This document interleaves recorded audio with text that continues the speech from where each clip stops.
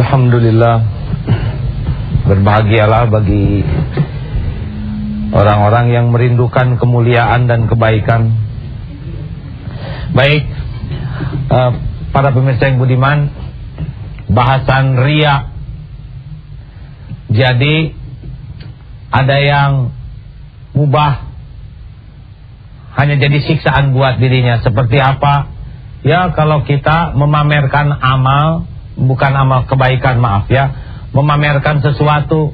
Misalkan kita sudah ke luar negeri, kita ingin setiap orang tahu bahwa kita dari luar negeri. Mulai dari kaos, segala pokoknya. Kalau bisa capnya juga kelihatan. Capek itu. Apalagi yang capnya di belakang kan kepaksa dipindah ke depan. Tidak jarang kita tersiksa. Tidak jarang kita tersiksa oleh, misalkan kita sekolah di perguruan tinggi tertentu dan kita ingin agar setiap orang tahu bahwa suami kita misalkan lulusan ITB. Tiap kali ada gajah lewat, ini gajah seperti lambang ITB, suami saya dari ITB misalkan. Ya, ini juga sejenis pamer ya. Nah, namun sebelumnya marilah kita simak dulu bagaimana beberapa ayat ataupun hadis dari Rasulullah SAW tentang riya. Silakan, Fadol. A'udzu billahi minasyaitonir rajim. Bismillahirrahmanirrahim. Ya ayyuhalladzina amanu la tubtilu shadaqatikum bil manni wal adza. Kalladzi yunfiqu malahu ria'an nas wa la yu'minu billahi wal yawmil akhir. Famathaluhu kamathali safwanin 'alaihi turab fa asabahu wabilun fatarakahu salda. La yaqdiruna 'ala syai'in mimma kasabu wallahu la yahdil qaumal kafirin. Hai orang-orang yang beriman, janganlah kamu batalkan sedekahmu dengan menyebut-nyebutnya dan menyakiti perasaan si penerima. Seperti orang yang membelanjakan hartanya karena riya kepada manusia dan tidak beriman kepada Allah dan hari kemudian. Perumpamaan mereka seperti batu yang licin yang di atasnya tanah, lalu hujan lebat menimpanya, maka ia menjadi bersih. Mereka tidak memperoleh apapun dari apa yang mereka usahakan. Dan Allah tidak memberi petunjuk kepada kaum yang kafir. Qala Rasulullah sallallahu alaihi wasallam, Innallaha la yanzuru ila ajsamikum wala ila suwarikum walakin yanzuru ila qulubikum. Sesungguhnya Allah tidak melihat bentuk badan dan rupamu, tetapi Allah melihat niat dan keikhlasan dalam hatimu. Wa qala Rasulullah sallallahu alaihi wasallam, Inna akhwafa ma akhafu alaikum asyirkul asghar. Qalu ma syirkul asghar ya Rasulullah? Qala ar-riya. Sesungguhnya yang paling aku takuti atas kamu sekalian adalah syirik kecil. Sahabat bertanya, apakah syirik kecil itu ya Rasulullah? Rasulullah bersabda, syirik yang paling kecil itu adalah riya. Demikian sudah kita simak bersama betapa orang yang riya itu selain dianggap sudah menyekutukan Allah, dan juga yang paling getir dari riya itu juga akan menghanguskan apa yang kita lakukan. Yang bagaimana yang riya yang menghanguskan, yaitu riya yang harusnya amalan kita ditujukan kepada Allah, sekarang beralih menjadi tujuannya ingin dipuji, dinilai oleh manusia. Inilah yang menghanguskan. Misalkan sholat, azan, hayya 'alas shalah, di hatinya berharap calon mertua akan tergetar hatinya sehingga inilah jodoh terbaik untuk anak saya. Ketika diketuk, maaf, bapak ada? Oh, bapak sedang pergi keluar kota. Tiba-tiba dia dongkol, Tahu begitu saya tidak akan azan. Jelas ini riya. Bahkan dia tidak jadi sholat di masjid itu walaupun dia muadzinnya. Ada haji, tapi niatnya hanya ingin dipuji. Pulang dari Mekah, Bu, nggak mau nengok, Bu aja gitu. Karena nggak disebut hajanya nggak mau nengok. Tentu saja tidak 100% tidak diterima ya. Mungkin ini hanya salah satu segmen yang tercuri dari hatinya. Kalau tidak disebut haji itu rasanya seperti ada yang kurang di telinga ini. Hati-hati. Atau jadi imam, Allahu Akbar, Bismillahirrahmanirrahim. Aduh, pasti imam, pasti makmum sedih nih. Alhamdulillahirabbil alamin. Padahal kalau lagi sendirian nggak gitu-gitu amat. Gesit tangkas. Bahkan ketika ruku juga Allahu Akbar. Nih, sudah cukup belum nih? Kelihatannya udah cukup lama nih ya. Udah cukup nih. Sami Allah. Ini udah berantakan saja, tidak ada harganya. Hati-hati, hati-hati.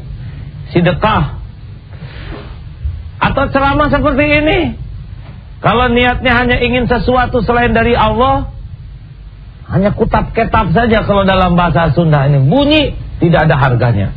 Maka bagi yang ikut musabaqah tilawatil Quran, sing ikhlas. Kalau tidak ada keikhlasan, piala dapat dari manusia, tapi gersang saja di sisi Allah. Jadi kita selain harus bisa beramal, juga harus mati-matian menjaga niat.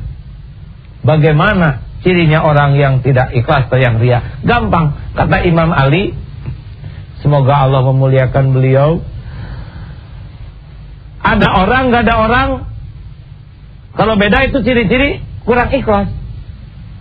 Jadi kalau mungut sampah ada orang, tapi kalau nggak ada, tenang. Nah itu ciri-ciri. Bismillahirrahmanirrahim. Rabbil alamin ar-rahmanir-rahim. Tiba-tiba datang seseorang, someone yang itulah ya, Maliki yaumiddin, iyyaka na'budu wa iyyaka nasta'in. Bro, pergi. Ihdinas siratal mustaqim. Bisa jadi yang sederhana itu malah yang bernilai di sisi Allah. Yang tengah itu karena si dia. Makanya kalau kita beramal ada orang baik, tidak ada orang lebih baik. Kalau ada orang, misalkan kita nafkah 1000, dilihatin, tidak ada orang 10.000. Nah, tapi kalau ada orang 10.000, tidak ada orang 100, begitu lagi. Ini patut dicurigai ini. Apa kuncinya ikhlas? Kuncinya ikhlas, ternyata ikhlas itu berbanding lurus dengan tingkat keyakinan kepada Allah. Makin dia yakin Allah yang maha membalas, Allah yang maha menyaksikan, Allah yang menguasai segala yang kita inginkan. Manusia mah cuman nah begitu. Manusia cuman jalan, sampainya nikmat, sampainya rezeki, sampainya ujian dari Allah. Mati-matian manusia memuji, kalau Allah menghinakan kita tetap hina. Mati-matian orang mau memberi, kalau Allah menolak tidak akan sampai sesuatu pun pada kita. Mau ngapain cari muka kepada orang lain? Lebih baik berpuas-puaslah dengan tatapan Allah. Tidak ada yang meleset pandangan dari Allah, tidak ada yang tertukar balasan dari Allah. Orang yang ikhlas, justru itulah nikmat dalam beramal, tidak pernah letih batinnya. Dan itulah yang selalu dilakukan Rasulullah SAW. Tidak pusing dengan penilaian makhluk. Rasulullah selalu menjaga niatnya. Tampak, tidak tampak, semuanya adalah karena Allah semata. Kalau kita lihat Rasulullah SAW, itu tidak semua amalnya tersembunyi. Bahkan sebagian amalnya itu diperlihatkan. Kalau tidak, kita bagaimana niru beliau? Ya. Jadi sebetulnya bukan masalah tampak ataupun tidak tampak, ya. Tapi masalah apa yang menjadi niat di hatinya. Sebaiknya malah kalau ada orang yang belum tahu, kita perlihatkan supaya mereka jadi contoh. Jadi kalau ada yang, wah, fulan menyumbang 250.000, lalu kita mengatakan, baru juga ada 50.000 ria. Tahu dari mana ria? Ya, siapa tahu dia sangat ikhlas. Masa baru segitu aja dikasih tahu? Iya, yang dikasih taunya, yang nggak dikasih taunya 250 juta tahu. Kita udah nyumbang 1.000, menghina lagi. Udah, ini jelek ya, udah. Fulan 220.000, alhamdulillah, mudah-mudahan diterima oleh Allah. Gitu, jangan pakai iri ya. Jadi tidak apa-apa diperlihatkan juga. Sekarang kalau semuanya sembunyi, nggak ada yang ngikutin, malah ya, bahkan kebaikan yang diikuti kan pahalanya sama itu ya. Baik begitu. Apakah kalau kita menyembunyikan amal kita itu termasuk ikhlas? Belum tentu. Bisa juga sendirian tapi ujub. Misalkan seperti yang pernah diceritakan dulu, kita lagi dharma wisata, tahajud, bangun sendirian, takut ada yang bangun, karena takut tahajudnya duaan, nanti yang solehnya jadi duaan, nggak mau, ingin soleh tunggal, diam-diam, itu juga jelek.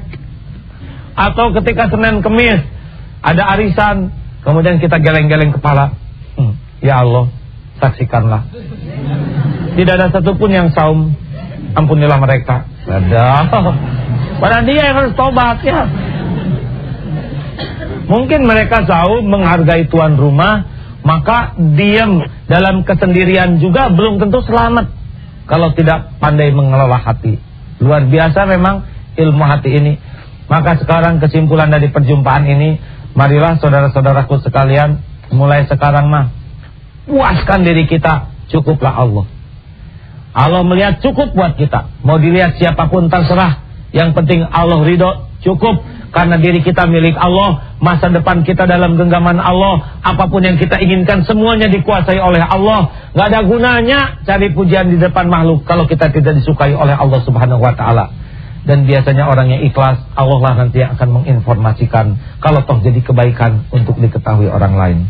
Baiklah para pemirsa yang budiman, kita akan tutup dengan doa. Mudah-mudahan doa kita ini di bulan Ramadan ini diijabah oleh Allah. Allahumma sholli ala Muhammad wa ala alihi wa ashabihi ajma'in. Wahai Allah yang maha mendengar, wahai yang maha menatap, ampuni segala riya kami selama ini. Ampuni jikalau kami lebih merindukan pujian dari makhlukmu daripada pujianmu. Ampuni jikalau kami mencari kedudukan di sisi makhlukmu daripada kedudukan di sisimu. Ya Allah, tolonglah kami. Jadikan hati ini menjadi hati yang bening. Jangan biarkan keringat kami menetes kecuali di jalan yang Engkau sukai, ya Allah. Jangan biarkan kaki ini melangkah kecuali di jalan yang Engkau ridhoi. Ya Allah, jangan biarkan tubuh ini bergerak kecuali sesuatu yang Engkau sukai. Jadikan hanya Engkaulah tujuan kami, ya Allah. Hanya Engkaulah tumpuan harapan kami. Jadikan hanya pintu-Mulah yang kami ketuk. Jadikan hanya ridho-Mu lah yang kami tuju. Ya Allah, berkahilah sisa umur kami ini. Berkahilah bangsa kami ini, ya Allah. Golongkan kami ini menjadi orang yang merasakan nikmatnya ikhlas. Ya Engkau terima amal-amal kami, ya Arhamar Rahimin. Allahumma inna nas'aluka ridhaka wal jannah wa na'udzubika min sakhatika wan nar. Rabbana atina fid dunya hasanah wa fil akhirati hasanah wa qina azabannar. Alhamdulillahi rabbil alamin. Saudara-saudara para pemirsa yang budiman, kekuatan pribadi seseorang, keindahan pribadi seseorang tergantung keikhlasan. Marilah kita nikmati hidup tidak pernah terbelenggu oleh pujian, penghargaan dan penghormatan orang lain. Assalamualaikum warahmatullahi wabarakatuh.